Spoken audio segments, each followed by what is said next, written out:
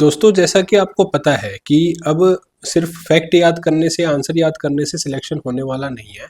अब एसएससी थोड़ा subjective form में आंसर पूछने लगा है, चाहे वो कोई सा भी उसका पेपर हो, सीपीओ हो, एसएससी सीजीएल हो, सीएचएसएल हो या फिर जीडी क्यों ना हो। तो इसमें ना आपको अब थोरोली ना कंसेप्ट क्लियर होने चाहिए, तभी जाके आपके जीके में नंबर आएंगे। तो इस वीडियो में जो मैं करने जा रहा हूँ वो मैंने पिछले साल के कुछ 10 क्वेश्चन उठाए हैं सीजीएल के, और इन 10 क्वेश्चनों में जो 10 टॉपिक पूछे गए हैं ना, उन सब के बारे में हम इसमें डीप एनालिसिस करेंगे। उसके पिछले साल के क्वेश्चन क्या क्या पूछे गए हैं और आगे आने वाले सालों में क्या क्या क्वेश्चन पूछे जा सकते हैं, वो सारे हम डिस्कस करेंगे। और यकीन मानिए वीडियो के एंड तक ना आपके 10 टॉपिक ऐसे कवर हो जाएंगे जो कि आपको सिलेबस कवर करने से शायद ना हो पाते। ठीक है, कुछ टॉपिक ऐसे होंगे जो आप सिलेबस करते करते मिस कर जाएंगे, क्योंकि सिलेबस बहुत वास्ट है जीके का। तो चलिए डीप एनालिसिस की ये तीसरी वीडियो शुरू करते हैं। इससे पहले इस सीरीज की 2 वीडियो मैं अपलोड कर चुका हूँ चैनल पे ऑलरेडी, तो इसको देखने से पहले वो 2 वीडियो जरूर देख लीजिएगा। तो आपके ना एक सिलसिलेवार तरीके से आप इनको करते चले जाएंगे, है ना। तो चलिए शुरू करते हैं पहले क्वेश्चन से। तो पहला क्वेश्चन जो कह रहा है वो क्या है, ग्लोबल सिटी इंडेक्स 2025 में जो है 2 सिटीज ने रिटेन कर ली अपनी वही पोजीशन। रिटेन कर ली तो मतलब क्या है कि 2024 में भी ये टॉप पे रहे होंगे, और इसका आंसर इन्होंने लंदन और न्यूयॉर्क दिया हुआ है।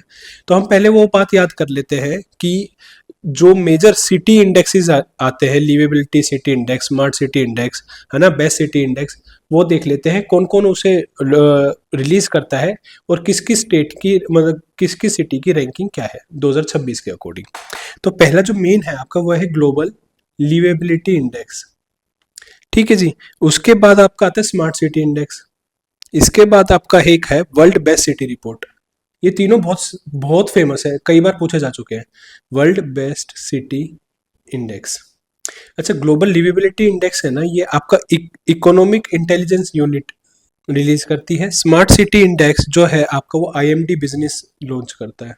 और आपका रहा वर्ल्ड बेस्ट सिटी इंडेक्स, वो रेजोनेंस कंसल्टेंसी रिलीज करता है। क्लियर होगी बात। अब इस अकॉर्डिंग 2026 में क्या क्या रैंकिंग रही है वो हम देख लेते हैं। तो पहली टॉप पे रहा है ग्लोबल लिवेबिलिटी इंडेक्स में कोपनहेगन। इनके ना ये पैरामीटर्स होते हैं जो हमें बताते हैं कि कौन सी सिटी कितनी अच्छी है, रहने लायक है। अच्छा, कोपनहेगन आपकी कैपिटल है किसकी, डेनमार्क की। डेनमार्क एक स्कैंडिनेवियन कंट्री है, ये चीज आप याद रखिएगा। तो ये तो 2026 की बात हो गई। अच्छा, 2026 में अब इसी में अगर इंडिया की कौन सी टॉप कंट्री है, मतलब टॉप स्टेट है जिसने जिसने इस लिस्ट में है, जो सबसे टॉप में इंडिया की तरफ से, वो है दिल्ली। और वो ग्लोबल लिस्ट में 120वें नंबर पे है। ठीक है, मतलब 120वें नंबर से दिल्ली के स्टेट्स आने स्टार्ट होते हैं। इसके बाद स्मार्ट सिटी में आईएमडी जो बिजनेस रिलीज करती है उसमें है ज्यूरिक, ये स्विट्जरलैंड के। ठीक है जी। इसके बाद अच्छा, इसमें ना आपकी इंडियन स्टेट है नहीं कोई भी, वो इसको कंसीडर ही नहीं करते। अच्छा, वर्ल्ड बेस्ट सिटी में जो है टॉप पे जो रेजोनेंस रिलीज करती है वो है आपकी लंदन, यूनाइटेड किंगडम में है। अच्छा, इसमें इंडिया की जो स्टेट है वो है बेंगलुरु, ये 29th नंबर पे है इसमें Bengaluru, world best city list में। क्लियर होगी बात। ये तो होगी 2026 की रैंकिंग, सारी रैंकिंग 2026 की तो पूछी जा सकती है। चलिए नेक्स्ट क्वेश्चन पे आते हैं। अब आपका नेक्स्ट क्वेश्चन पूछा जा रहा है कि विच of the following statements about the light industry is correct. अब ना ऐसे क्वेश्चन को ना आप सिर्फ अवेयरनेस से कर सकते हैं। अगर आपको इसके बारे में नहीं भी पता है ना, तो भी आप इस क्वेश्चन को कर लेंगे। अगर इसके क्वेश्चन आंसर को आप ढंग से पढ़ें, मतलब ऑप्शंस को ढंग से पढ़ेंगे, तो आप इस क्वेश्चन को कर लीजिएगा, कोई इसमें बड़ी बात नहीं है। आइए देखते हैं। तो पहली चीज क्या बता रहा है कि लाइट इंडस्ट्री होती क्या है, उसके लाइट इंडस्ट्री से दिए हुए तथ्य कौन से इसमें से सही है।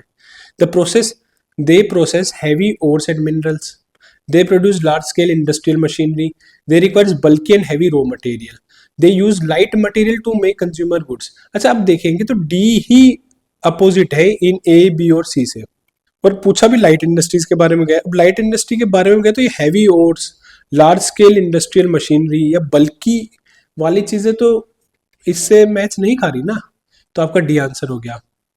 बाकी इनके बारे में देख लेते हैं। देखिए, आपकी इंडस्ट्रीज में 2 टाइप की होती है, एक लाइट इंडस्ट्री, एक हैवी इंडस्ट्री। हैवी इंडस्ट्रीज में आपकी होगी और वाली चीज, आयरन एंड स्टील इंडस्ट्रीज होगी, एल्यूमिनियम इंडस्ट्री हो गई, ठीक है, कॉपर इंडस्ट्री हो गई, जो ये मतलब as a raw material use करते हैं इनको, ठीक है। वहीं आपकी लाइट इंडस्ट्री में हो गया आपका, जैसे क्लोथिंग वाले हो गए, क्लोथ्स हो गए, शूज हो गए, ठीक है, फर्नीचर्स हो गए, ऑटोमोबाइल्स हो गए, ये आपकी लाइट इंडस्ट्रीज में आ जाएंगे, ठीक है। तो ये चीज़ें आपने ध्यान रखनी है। तो इसमें आपके लिए और कुछ ज़्यादा मतलब कि और कोई टॉपिक इसमें नहीं बनता, बस इतना ही हमें याद रखना था कि लाइट इंडस्ट्री कौन सी हो जाएगी और हैवी इंडस्ट्री कौन सी हो जाएगी। चलिए नेक्स्ट, अच्छा नेक्स्ट क्वेश्चन से पहले ना एक दो चीज़ और देख लेते हैं। अच्छा, पेरिस में हेडक्वार्टर किसका है? ये ना चीज़ अब ऐसी ऑप्शन से ही आपको याद करनी पड़ेगी, इसके अलग अलग से आपको ना तो कोई चैप्टर खोलने की जरूरत ना कुछ। तो पेरिस में तो यूनेस्को का है, याद रखिएगा। OECD का है। इनकी फुल फॉर्म आप कमेंट सेक्शन में बताना, ठीक है। और आपका रोम में किसका है ये बताएंगे, और आपका न्यूयॉर्क में किसका है? यूनाइटेड नेशन का, ये हेडक्वार्टर है इसमें।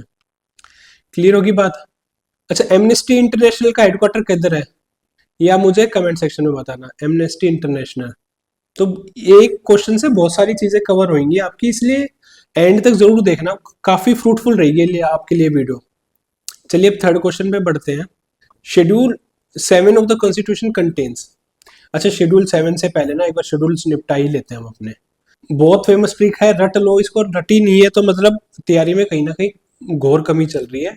तो ये अब की बात तो ये रट जानी चाहिए, ठीक है। तो टीयर्स ऑफ ओल्ड PM 1 से 12 तक के शेड्यूल हो गया आपके। टेरिटरी स्टेट्स को बदलने के लिए, स्टेट के नाम के लिए तो आप अगर शेड्यूल 1 में चेंज करना पड़ता है। इमोल्यूमेंट्स, तनख्वाह जो मिलेगी जज को, वकील को, मतलब जजेस को, आपके CGI VGI सबको जो भी तनख्वाह मिलती है वो शेड्यूल 2 में आ जाएगी, ठीक है।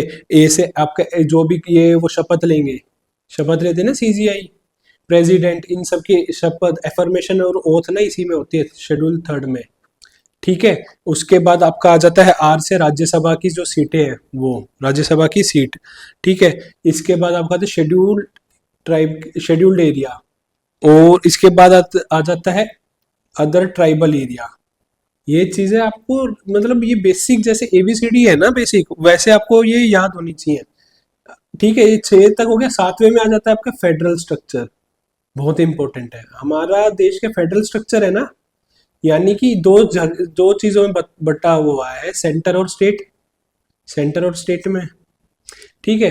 तो अभी उस क्वेश्चन पे भी आएंगे, इसको पूरा कर लेते हैं। फिर ये 7 तक हो गया। 8 में क्या है आपका? Official languages. ऑफिशियल लैंग्वेजेस कितनी है? 22 ये है। अब इसको आप या तो लैंड रिफॉर्म कह लीजिए, या फिर प्रोटेक्शन ऑफ लॉ, या लॉ कह लीजिए, protection against validated law, land reform कह लो, मतलब ट्रिक से रिजेंबल करने के लिए लैंड रिफॉर्म भी कह सकते हो आप इसको, लैंड रिफॉर्म, ठीक है। अच्छा, अब आपका डी रह गया। डी है आपका anti defection, schedule 10, 11 panchayat, 12 municipality. Clear होगी बात? ये 1 से लेके 12 तक के आपके सारे शेड्यूल हो गए। अब वही क्वेश्चन आपसे पूछा गया है इससे 7वें शेड्यूल से, ये आपको रटे होने चाहिए। तो 7वां शेड्यूल क्या अपने जो देश का है फेडरल स्ट्रक्चर है, क्वेश्चन पे आ जाते हैं फिर से, अपने देश का फेडरल स्ट्रक्चर है। तो उसमें क्या है कि ना अलग अलग सब्जेक्टों में बांटा हुआ है। हमने हमें 3 लिस्ट दी गई।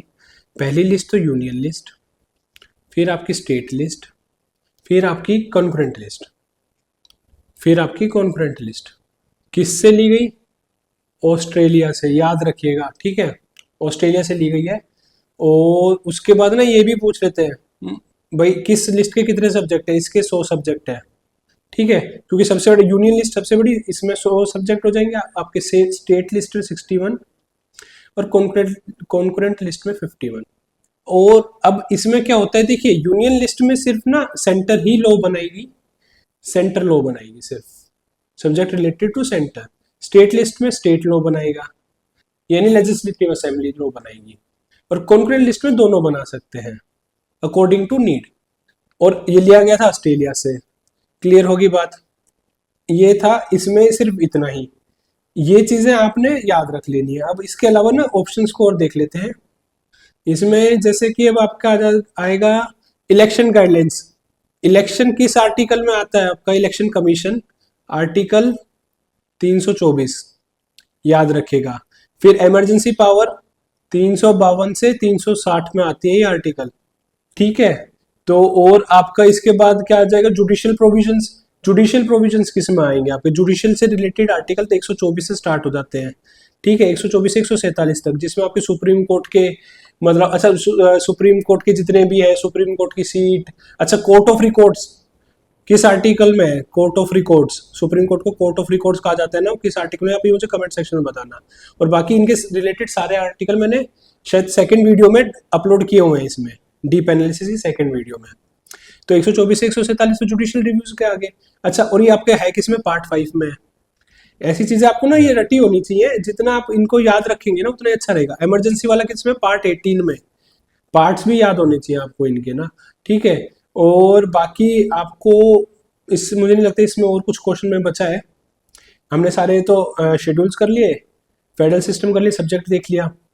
और बाकी अच्छा अच्छा जी, दो इंपॉर्टेंट आर्टिकल इनसे रिलेटेड वो और देख लेते हैं। आर्टिकल 246 किस गवर्नमेंट की पावर किस लिस्ट पे कितनी पावर होगी वो ये बताता है। सिंपल सी लैंग्वेज में अगर मैं कहूँ, किस लिस्ट पर किस गवर्नमेंट की पावर होगी, ठीक है, ये बताता है आर्टिकल 246 कौन सी गवर्नमेंट की पावर होगी किस लिस्ट पे, स्टेट गवर्नमेंट की होगी, सेंट्रल गवर्नमेंट की होगी, ये आपको कौन बताएगा, आर्टिकल 246 रट लीजिएगा, पूछा जा चुका है एक बार।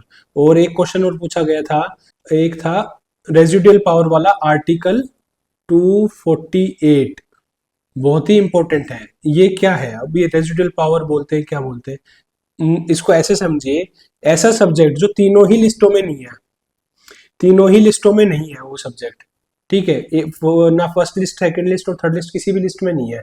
तो उस पे जो लॉ है ना वो कौन बना सकता है, उस पे लॉ सिर्फ पार्लियामेंट बनाएगी, यानी सेंटर पार्लियामेंट बनाएगी। मोस्ट इंपोर्टेंट क्वेश्चन है, क्लियर होगी बात। तो यही था इसमें, और इससे ज्यादा और कुछ भी नहीं बनता इसमें। आर्टिकल 246 याद रख लेना, एक 248 याद रख लेना। 246 भी बता दिया कि किस गवर्नमेंट की पावर होगी किस लिस्ट पे। आर्टिकल 248 रेजिडुअल पावर वाला भी कह सकते हो, इससे रेजिडुअल पावर पूछा जा चुका है। ये रेजिडुअल पावर तो हमने प्रीवियस ईयर के क्वेश्चन भी कर लिए इससे रिलेटेड, क्लियर होगी बात। चलिए नेक्स्ट क्वेश्चन पे बढ़ते हैं हम। नेक्स्ट क्वेश्चन कह रहा है, a coastal city implements a plan to build a sea wall and elevated buildings in response to rising sea levels. The action primarily falls under which category of climate change response? पर climate change के किस response के किस category में आ रहा है ये हमें बताना है, ठीक है। तो इसमें climate change mitigation, अब climate change mitigation का मतलब होता है किसी चीज को कम करना, to reduce its effect। अब क्लाइमेट चेंज का इफेक्ट कैसे हो जाएगा, अगर आप ऊंची बिल्डिंग है, बिल्डिंग की फाउंडेशन ऊंची बनाओगे, आप ऊंची दीवारें बनाओगे। अब तो क्लाइमेट चेंज हो चुका ना, तभी तो वो सी लेवल राइज हो गया।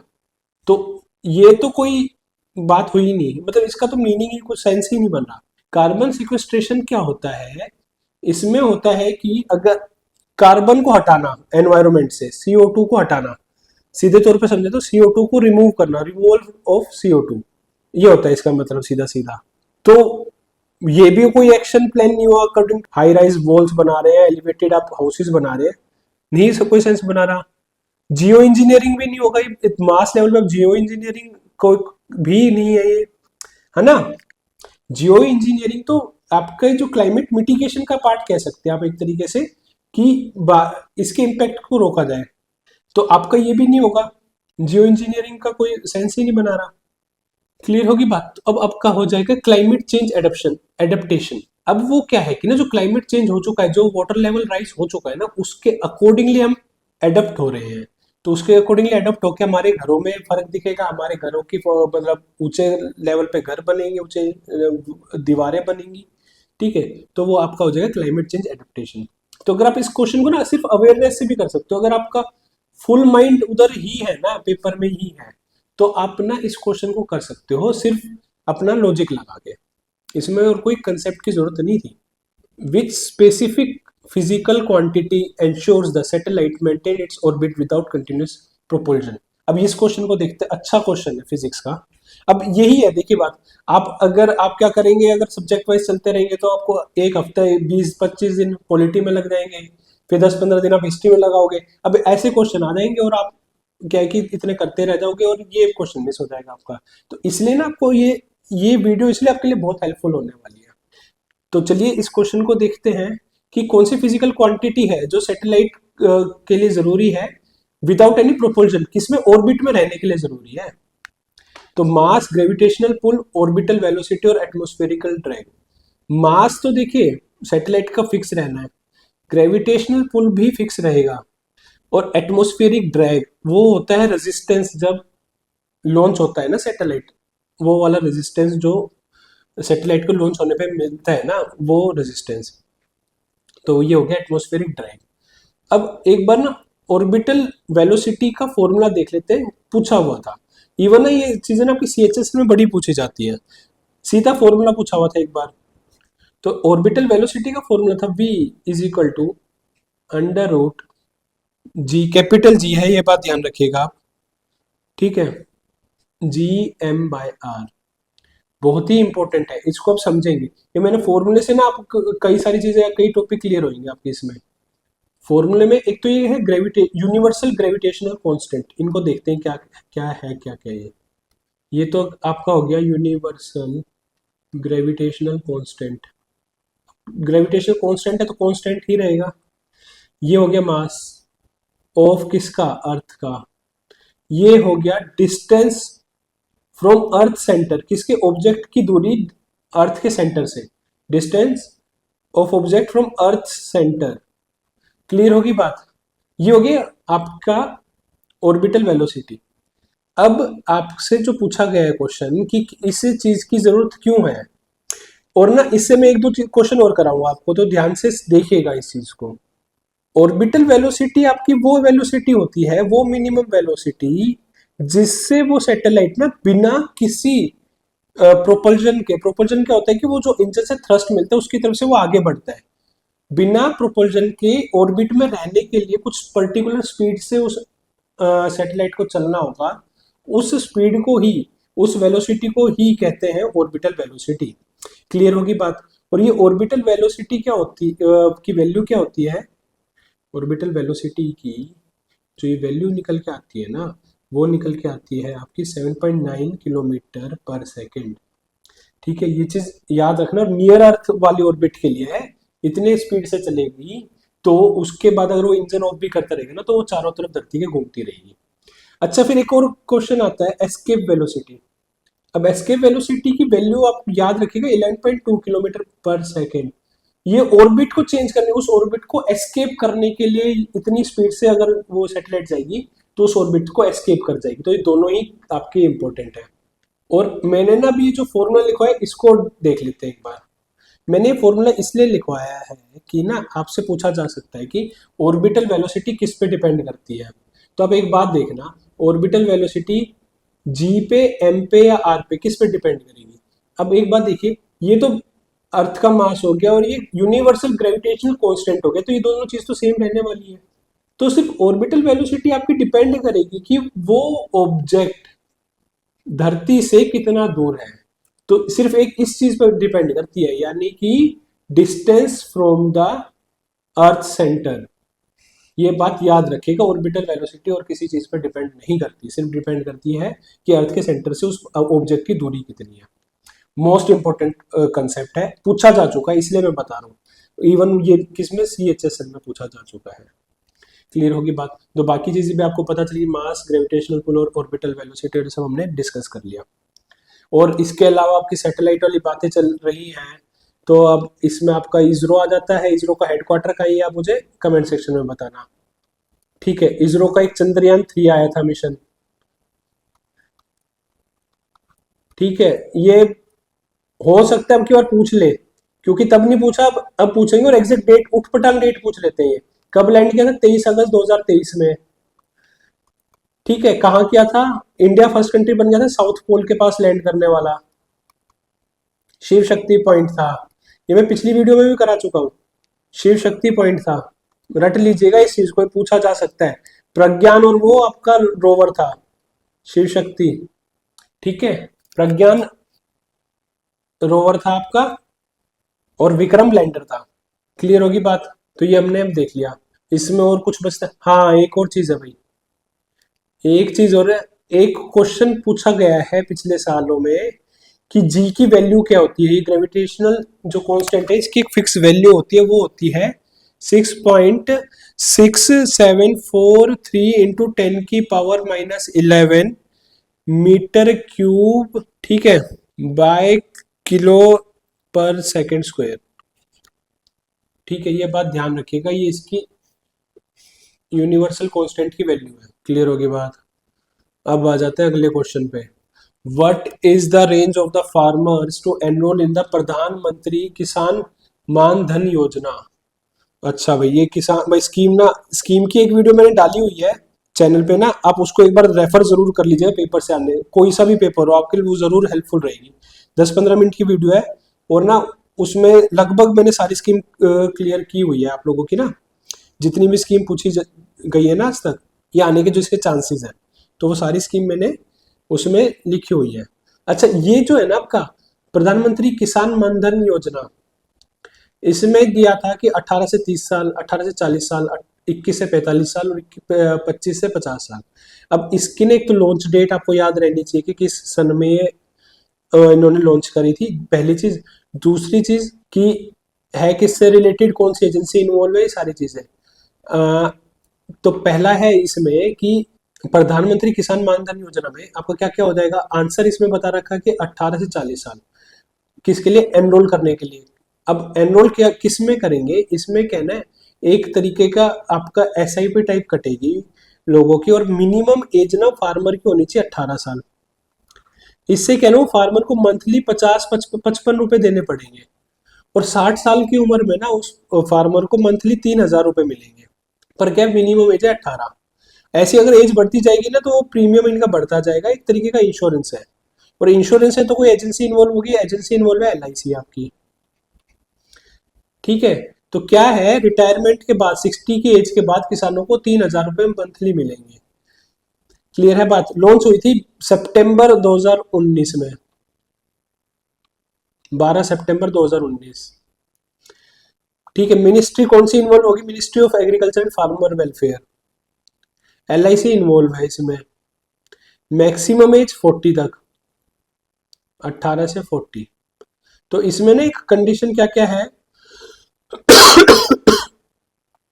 18 साल वाले किसान को 55 रुपए, 30 साल वाले किसान को 110 रुपए, और 40 साल वाले किसान को महीने के 200 रुपए देने पड़ेंगे, ताकि वो 60 साल के बाद महीने के 3,000 रुपए निकाल सके। अच्छा, अब इससे रिलेटेड आपकी जो भी किसान से रिलेटेड क्या कौन कौन सी स्कीमें बनती हैं या चलती हैं, पीएम किसान, फिर एक आ जाती है आपकी पीएम फसल बीमा योजना, फिर एक आपका किसान से रिलेटेड किसान क्रेडिट कार्ड है, एक तो ये तो स्कीम है किसान क्रेडिट कार्ड, ये लोन लेने के लिए होती है, और एक ना ई नाम। ये सारी चीजें रिलेटेड है आपके किसानों से, तो इन टर्म्स को आप याद रखिएगा। इसमें क्या क्या है आपका, पीएम किसान वाली में तो आपको एक याद रखना है, एनुअल हेल्प मिलती है 6,000 रुपए इसकी, साल में 6,000 रुपए दिए जाएंगे किसान को पीएम किसान के तहत। पीएम फसल बीमा योजना में क्रॉप की इंश्योरेंस के लिए, क्रॉप का इंश्योरेंस। किसान क्रेडिट कार्ड में ना सस्ते ब्याज दरों पे लोन मिलता है लोन के लिए, तो इसी से आपको आइडिया लग जाएगा ऑप्शन में ना, एलिमिनेशन करने में आसानी रहेगी। और ई नाम ने एक मार्केट है, एक वो मतलब ऑनलाइन पोर्टल है, इसका फुल फॉर्म भी पूछ लेते हैं, इलेक्ट्रॉनिक नेशनल, ई से आपका इलेक्ट्रॉनिक हुआ national agricultural market, agricultural market. Clear होगी बात। तो बस एक चीज और याद रख लेना, इसमें एजेंसी कौन सी इन्वॉल्व है, एलआईसी है, 3,000 रुपए महीने के देंगे अगर वो 18 साल से 55 रुपए डालता रहता है हर महीने। अब अगली है जो अगला क्वेश्चन देख लेते हैं। अगला क्वेश्चन है उड़ान स्कीम। उड़ान स्कीम, अच्छा एजर्शन और रीजनिंग का क्वेश्चन है, तो उड़ान scheme improves regional air connectivity. अच्छा, उड़ान की फुल फॉर्म पूछ लेता है, उड़े देश का आम नागरिक, उड़े देश का आम नागरिक। मिनिस्ट्री कौन सी है, ministry of civil aviation. Minister कौन है, ज्योतिरादित्य सिंधिया। ठीक है, याद रखना ज्योतिरादित्य सिंधिया। इंपॉर्टेंट चीजें हैं ये आपको ना रटी होनी चाहिए, क्योंकि ना ये चीजें आपके ऑप्शन एलिमिनेशन में बहुत हेल्प करेंगी। अब इसके बाद एक पॉइंट और बताया हुआ, it provides financial viability gap funding. इसको समझते हैं भाई, financially viability gap funding to airlines. इसको भाई कोने में ले जाके समझते हैं हम। वीजीएफ क्या है, वाइबिलिटी गैप फंडिंग जो है, देखिए अगर एयरलाइंस को अपना प्रॉफिट के लिए क्या चाहिए होता है कि उनकी सर्विस ना ज्यादा से ज्यादा पैसेंजर्स यूटिलाइज करे। ठीक है, तो जैसे अगर कोई दिल्ली से मुंबई जा रहा है, एक एग्जांपल ले लेते हैं, दिल्ली से मुंबई, तो हैवी रश होगा, आने वालों का भी जाने वालों का भी, फ्लाइटें फुल होंगी, टिकटें पूरी बिकेंगी और एयरलाइंस को प्रॉफिट होगा, कोई दिक्कत नहीं है। अब मैं एग्जांपल लेता हूं, एक पैक्योंग एयरपोर्ट। पैक्योंग एयरपोर्ट आपका है कहाँ? सिक्किम का पहला एयरपोर्ट है पैक्योंग एयरपोर्ट, से तेजू एयरपोर्ट तक। अभी दोनों एयरपोर्ट मैंने क्यों लिए हैं इसको समझिएगा एक बार। तेजू एयरपोर्ट तो आपको पड़ेगा अरुणाचल प्रदेश में, आंध्र प्रदेश में समझ लेना, अरुणाचल प्रदेश है। पैक्योंग एयरपोर्ट आपका पड़ेगा किसमें? आपका पड़ेगा सिक्किम में। अब इधर देखिए, इधर ना आपके ना आने वाले लोग ज्यादा होंगे ना जाने वाले लोग ज्यादा होंगे, क्योंकि इधर मेन स्ट्रीम, अब इधर से रेल से और बस से जाना ही इतना मुश्किल है, और लोगों इतना ज्यादा ट्रेवल उधर मतलब मेन स्ट्रीम में ही नहीं है लोग इधर, है ना। तो इसके लिए ना इधर अब एयरलाइंस को है नुकसान। इधर अगर वो अपनी जहाज की सर्विस प्रोवाइड कराती है तो एयरलाइंस को है लॉस बहुत ज्यादा। ठीक है, अब इस लॉस को कवर करने के लिए क्या है, सरकार सब्सिडी देगी, और वही सब्सिडी है आपकी वीजीएफ, वाइबिलिटी गैप फंडिंग। यही है आपकी वाइबिलिटी गैप फंडिंग। क्या है ये? जो स्पेसिफिक फाइनेंशियल जो मतलब वो है ना रूट है, स्पेसिफिक रूट्स के लिए ये आपको ऐसे ही नहीं कि हर जगह मिलेगी, वो एयरलाइंस को हर जगह नहीं मिलेगी। ये बस इसलिए है कि जो ये प्रोजेक्ट है ना उसको वाइबल बनाए, बजट में लाया जाए, ताकि देश का आम नागरिक उड़ सके। क्लियर होगी बात? तो इसको गवर्नमेंट देगी 100%, जो भी इनका नुकसान होता है ना वो सारा government as a subsidy airlines को देगी, ताकि वो यहाँ पे अपनी सर्विस प्रोवाइड करें इररिस्पेक्टिव ऑफ कि उधर रश कैसा है। क्लियर हो गया चीज? तो अब आपका ऑप्शन क्या क्या हो जाएगा इसमें? It provides financial viability gap funding to airlines. हाँ भाई, तो अब इसमें both A and R true, R is the correct explanation of A. Connectivity के लिए है, तो आपने दो देखो, एक तेजू एयरपोर्ट भी न्यूज में था, अरुणाचल प्रदेश में है, पैक्योंग एयरपोर्ट भी आपने देख लिया। अच्छा, अब मुझे ना झारसुगुड़ा एयरपोर्ट किस स्टेट में है ये कमेंट सेक्शन में बताना। झारसुगुड़ा, झारसुगुड़ा। ठीक है जी, नेक्स्ट क्वेश्चन में बढ़ते हैं। भाई नेक्स्ट क्वेश्चन बहुत इंपॉर्टेंट क्वेश्चन है। Which of the following statement regarding the article 270 are correct? देखिए पहले ना फिक्स आर्टिकल पूछा करता था एसएससी, अब ना आर्टिकल भी उठपटांग या वो एक आर्टिकल पूछता है जो पहले उसने कभी पूछे नहीं, नए नए आर्टिकल ला रहे हैं। तो इसको तब देखो, हम 270 को तो पढ़ेंगे पढ़ेंगे, इसके आसपास के आर्टिकल भी पढ़ लेंगे, ताकि अगर क्वेश्चन आगे और हार्ड आए तो हम उसको कर पाए। तो 270 आर्टिकल से रिलेटेड कौन सी बात कथन ठीक है? Article 270 governs the sharing of taxes between the union and states including process from GST. After the 101st constitutional amendment, Article 270 include provision of distribution of revenue from union taxes and GST. The GST compensation cess is also shared between अच्छा cess and states under Article 270। ये तीनों चीजें अब हम समझते हैं। पहली चीज तो आपने ना एक चीज समझनी है कि जीएसटी आया कब था, पूछा जा सकता है, कोई इनका भरोसा नहीं। GST goods and service tax, one nation one tax की स्टेट, उस मोटिव क्या था इसका?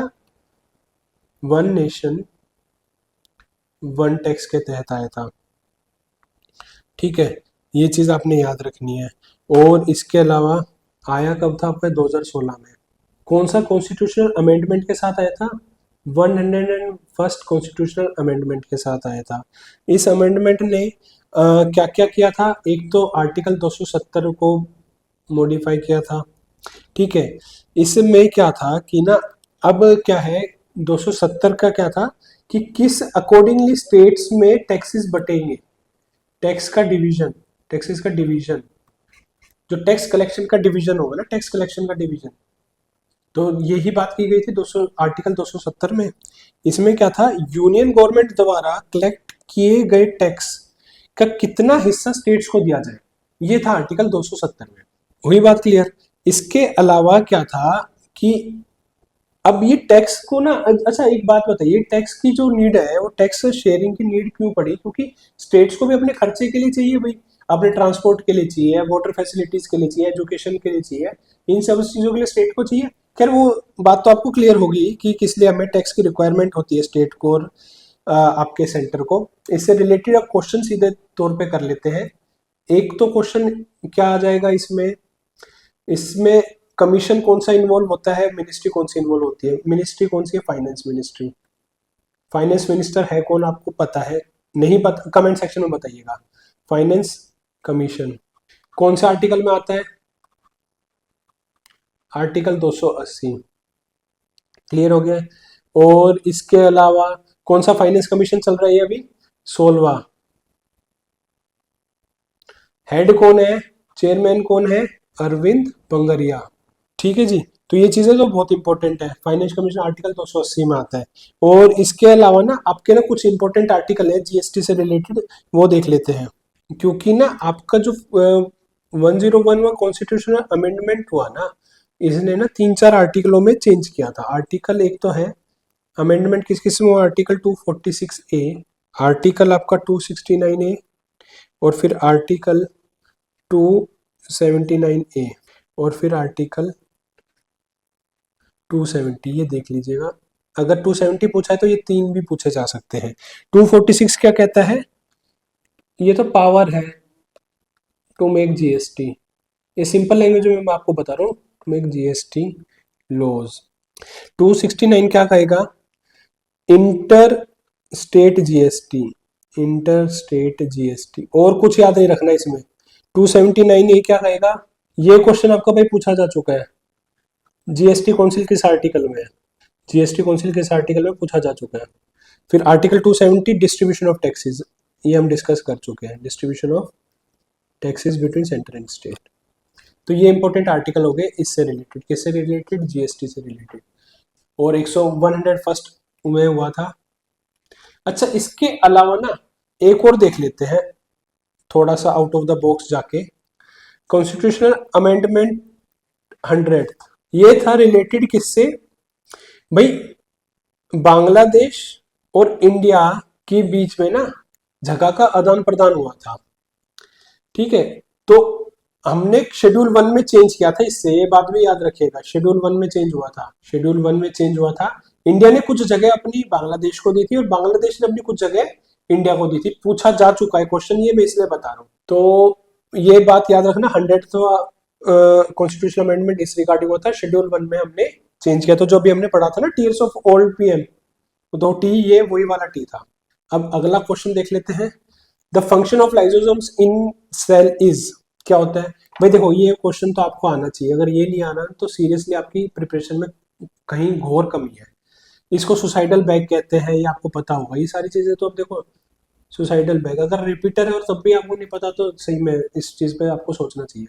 डाइजेस्टिव एंजाइम्स होते हैं, वो उसको करके जो भी वेस्ट मटेरियल होता है सेल में उसको वो खा लेता है। ठीक है, अब इससे रिलेटेड ना हम क्या क्या देख सकते हैं इसमें, ऑप्शन में क्या क्या आपका हो जाएगा। अच्छा प्रोटीन सिंथेसाइजेस कौन करता है? राइबोसोम। ये चीजें आपको पता होनी चाहिए। ये आपका लाइसोसोम। एनर्जी प्रोडक्शन कौन करता है? अच्छा एनर्जी प्रोडक्शन से पहले बताओ एनर्जी की करेंसी क्या होती है? एटीपी। एटीपी, एटीपी की फुल फॉर्म क्या होती है मुझे कमेंट सेक्शन में आप बताएंगे। ठीक है, एनर्जी पावर हाउस, एनर्जी कौन प्रोड्यूस करेगा? Power house. पावर हाउस किसको कहते हैं? माइटोकॉन्ड्रिया। ये सारे क्वेश्चन आपके पूछे गए हैं। जेनेटिक इन्फॉर्मेशन न्यूक्लियस में होती है, न्यूक्लियस में भी बोले तो किसमें? डीएनए में होगी। डीएनए में क्या होता है? जीन्स। ठीक है जी, डीएनए का स्ट्रक्चर कैसा होता है? Double helical structure. वो खैर चीजें वो थोड़ी और बाद में डीप में पढ़ेंगे। इसके अलावा आपको इसमें और क्या क्या याद रखना है इसमें आपको ना। अच्छा एक और चीज, एक दो सेल ऑर्गेनेल्स और देख लेते हैं। यहाँ देखते हैं सेल ऑर्गेनेल्स देख लेते हैं कुछ। आपका हो जाएगा गोल्गी एपरेटस। ये क्योंकि ना ये बहुत बार पूछा जा चुका है आपको, गोल्गी एपरेटस उसमें था नहीं इसलिए मैं बता रहा हूँ। किसके लिए? पैकेजिंग के लिए। अच्छा भी गोल्गी नाम कैसे पड़ा? साइंटिस्ट कौन से थे? Camillo Golgi, Camillo Golgi. इन्होंने क्या डिस्कवर किया था? ऑर्गेनेल्स फाइंड किए थे। कब? 1898। पूछा जा चुका है क्वेश्चन, ये बहुत ही इंपॉर्टेंट क्वेश्चन है। 1898 में उन्होंने क्या फाइंड किया था? Cell organelles. गोल्गी एपरेटस नहीं फाइंड किया था, ये बात याद रखना, सेल ऑर्गेनेल्स फाइंड किए थे। उसके बाद आपका हो जाता है एंडोप्लाज्मिक रेक्टिकुलम। दो टाइप के होते हैं, रफ और स्मूथ एंडोप्लाज्मिक रेक्टिकुलम, है ना। ये किस लिए होते हैं? ट्रांसपोर्ट के लिए। क्लियर हो गया। उसके बाद आपको क्लोरोप्लास्ट। क्लोरोप्लास्ट स्पेसिफिकली किसमें मिलता है, ये आपने बताना है। ये किस लिए होता है? फोटोसिंथेसिस। फोटोसिंथेसिस प्रोसेस एक ही मतलब कौन करता है, आपको यही पता होगा, प्लांट ही करते हैं। तो ये चीज सारी चीजें ना आपकी रिवाइज हो जाएंगी। और आपका जेनेटिक जेनेटिक, शायद जेनेटिक में बता चुका हूँ, डीएनए या न्यूक्लियस सेंटर कह लो। और तो इसके अलावा मुझे नहीं लगता इस क्वेश्चन में और कुछ बचता है आपका। तो ये सारी चीजें इस क्वेश्चन से रिलेटेड हमने कर ली। आगे ये चलिए लास्ट क्वेश्चन पे बढ़ते हैं आगे। विच of the following best reflects the fundamental objective of applying generative design in aerospace system engineering. अच्छा, जनरेटिव कहीं पे भी वर्ड आ जाए तो मतलब एआई ही है। जनरेटिव एआई मतलब आपने आप ही वो सोच के कुछ ना कुछ बनाता रहेगा। ठीक है, मेनली इसका काम होता क्या है कि मैकेनिकल वर्कलोड कम करना, ह्यूमन एफर्ट्स को कम से कम करना। वो जो ह्यूमन बहुत सारे टाइम में करे जो चीज वो तुरंत कर लेगा। क्लियर होगी बात। तो क्वेश्चन क्या कह रहा है कि अब इस ऐसे क्वेश्चन को ना आप अवेयरनेस से ही कर सकते हैं, उधर अपना 100% माइंड अप्लाई कीजिए। Facilitating seamless integration of multi payloads platform in shared bus structure. ठीक है, स्ट्रक्चर क्या होगा क्या नहीं कुछ नहीं पता हमें। Optimising mechanical configuration for minimum mass and maximum structural resilience, enhancing life support redundancies to meet crew safety protocol in deep space mission, designing adaptive thrust mechanism to dynamically control orbital corrections। अब इसमें देखिए fundamental objective applying generative design in aerospace system क्या हो सकता है? Fundamental objective यही होगा ना कि optimising mechanical configuration for minimum mass and maximum structural resilience, best reflect the fundamental objective of applying generative design. Design करना है एरोस्पेस सिस्टम को। डिजाइन के लिए क्या होगा? Seamless integration multiple payload platforms in shared bus structure. नहीं, particular structure के बारे में नहीं बता सकते और ये सीमलेस इंटीग्रेशन वाली चीज होगी, पर सिर्फ डिजाइन से रिलेटेड नहीं हो सकती है। डिजाइन से रिलेटेड क्या चीज होगी कि एक तो उसका रेजिलियंस मतलब स्ट्रॉन्ग हो, स्ट्रेंथ अच्छी हो, लाइट वेट हो, ठीक है, डिजाइन मतलब हो जिससे मतलब डिजाइन अच्छा हो, ये सारी चीजें रिलेटेड होंगी। तो अब उसमें उस अकॉर्डिंगली आप ही देखिए इसका क्या आंसर होगा। Optimising the mechanical configuration for minimum mass, मतलब कम से कम वेट हो और मैक्सिमम स्ट्रक्चरल रेजिलियंस हो, यही बनेगा। अब देखिए इसमें ना आपको ये जरूरी नहीं है कि ये टॉपिक आपको पूरा आए, बस आपको ये पता होना चाहिए इट्स रिलेटेड टू एआई। तो उसके अकॉर्डिंगली आप इसमें आप आंसर इसको टिक कर सकते हो, बाकी आप एलिमिनेट कर सकते हो ऑप्शन को। चीजें ये होंगी पर अपने अलग अलग पैरामीटर्स पे होंगी। जनरेटिव सिर्फ डिजाइन से रिलेटेड चीज के लिए तो बेस्ट ऑप्टिमल आंसर यही आ रहा है। ठीक है, तो ना इसके लिए ना आपको कोई मतलब मेरे को नहीं लगता कि कोई और फर्दर इसमें इंफॉर्मेशन प्रोवाइड की जा सकती है। तो आप इसमें बस एक यही चीज ध्यान रखिएगा, इसका आंसर बी है। ठीक है, क्योंकि वो लाइट वेट हो जो मॉडल हो और उसकी स्ट्रेंथ ज़्यादा हो, रेजिलेंट हो। तो आज की क्लास के लिए इतना ही। बाकी हमने 10 टॉपिक इसमें कवर कर लिए और 10 टॉपिक में देखिए हमने प्रीवियस ईयर के क्वेश्चन करे, आगे क्या 2026 पे इससे पूछा जा सकता है वो हमने कवर कर लिया। इसको वीडियो को 2 बार कम से कम देखिएगा और रिवाइज करने के बाद आपके लिए किसी भी टाइप के पेपर में काफ़ी हेल्पफुल होगी। ठीक है, तो ये आज के लिए इस वीडियो में इतना ही। वीडियो पसंद आई तो लाइक कीजिएगा, कमेंट कर दो और ऐसी और वीडियो के लिए चैनल को सब्सक्राइब कर लो। Thank you.